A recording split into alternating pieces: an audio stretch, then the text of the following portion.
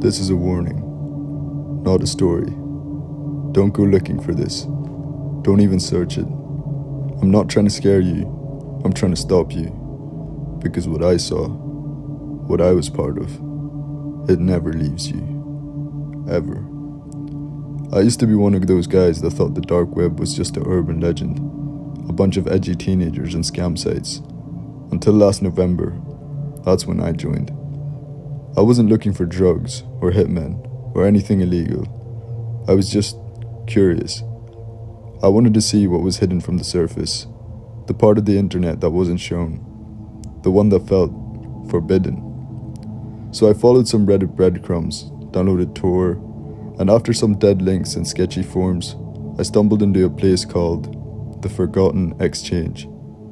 No flashy banners, just a black page with white text that said, "Everything has a price, even your soul." So I stupidly clicked enter. Now I saw some listings, not items, not services, but experiences. Things like, hear a man's final words before he died, $100. Sleep in a live feed of a haunted Romanian orphanage, $60. And then, the one that hooked me. Attend a live Red Room. Real. Unfiltered. Uncensored. Entry by invite only. I'd heard of Red Rooms before. Live streams where people are tortured on camera for the sick pleasure of paying audiences. I always thought they were fake. A creepypasta fantasy. But something about this felt real. Too quiet. Too minimalistic. No dramatic threats. No gimmicks. Just a white button under it that said, request invite. So I clicked it. Nothing happened for 2 days. Then I got an email, with no sender and no subject. Just a single line in the body that said, confirmed. You will be observed. Attached was an onion link, a timer below it that said, live in 6 hours. I didn't sleep that night. I waited, like an idiot. And when the time came, the link opened to a pitch black screen, then static, then a dimly lit room. There was a person tied to a chair, bag over their head, breathing heavy. You could hear it.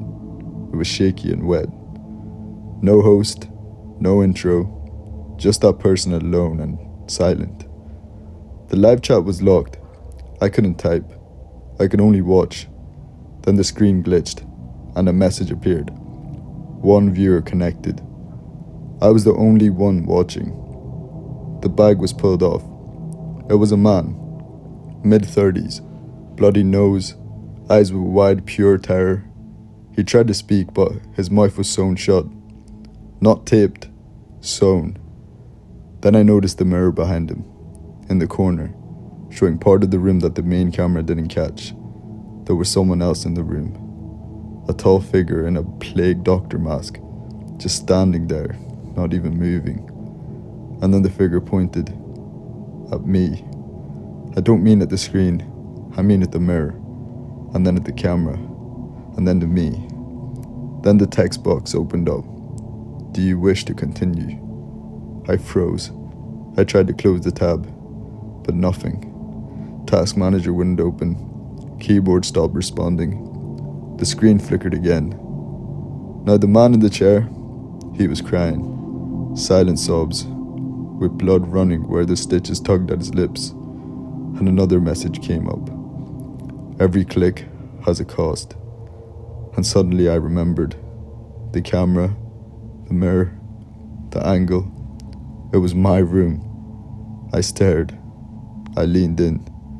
Yes, that mirror behind the man was my mirror. That was my room. My chest went cold. I backed away from my chair, and then I saw it. In the stream, the man in the mask was no longer behind the guy in the chair. He was gone. But then I heard the sound. Behind me, I heard floorboards creaking. So I ran. I don't even remember grabbing my keys. I just ran out the house barefoot. I called the cops from a gas station phone, told them someone was in my place. They searched everything, but no one was there. Nothing was stolen, but they did find something. On my bedroom wall, carved deep into the plaster, was a single word: observed. I moved out that same week. I changed my name, my phone, deleted every trace of my identity. But it doesn't matter. I still get the emails. No sender, no subject, just countdowns. And every now and then, a single image of me sleeping. If you're watching this and you think this is just a story someone made up, just ask yourself one thing. How do you explain the mirror behind you right now? Go on, take a look.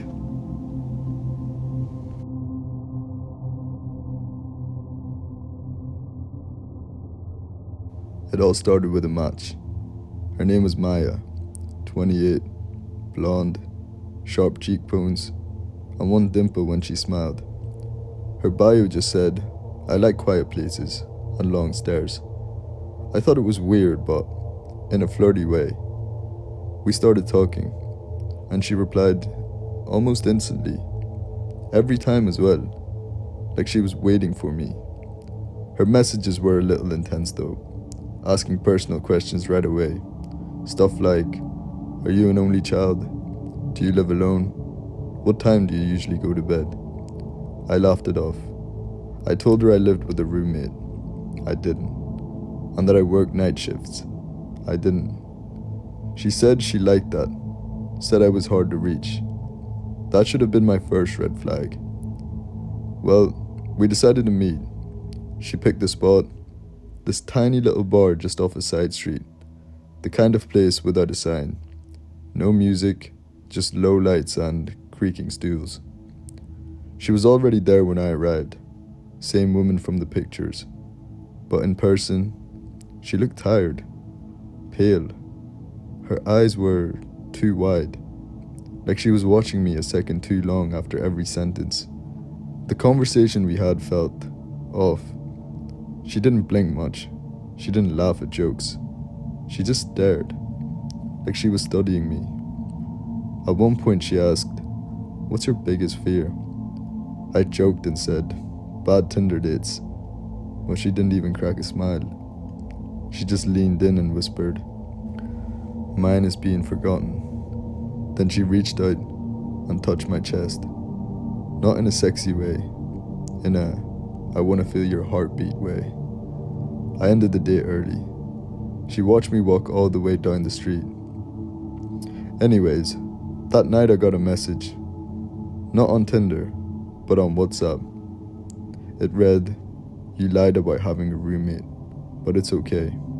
I forgive you." I stared at it. I never gave her my number. I blocked it. The next day, I found a piece of paper on my windshield, folded very neatly. "You walk funny when you're nervous." No signature, just that. I checked the parking lot cameras. Nothing. I went home and told myself it was some prank. Maybe a coincidence. Then I got another message, but from Tinder this time. From a new profile, different name, different pictures, but the bio, "I like quiet places and long stairs." She matched me again. I unmatched, reported the account. Then the next day came another profile with the same bio, then another profile, and another. Over the next week, she matched me 37 times. I deactivated Tinder, got a new number, new SIM, and I thought I made myself in the clear. Until I came home one night and found my front door slightly open. Nothing stolen, nothing moved, except one thing.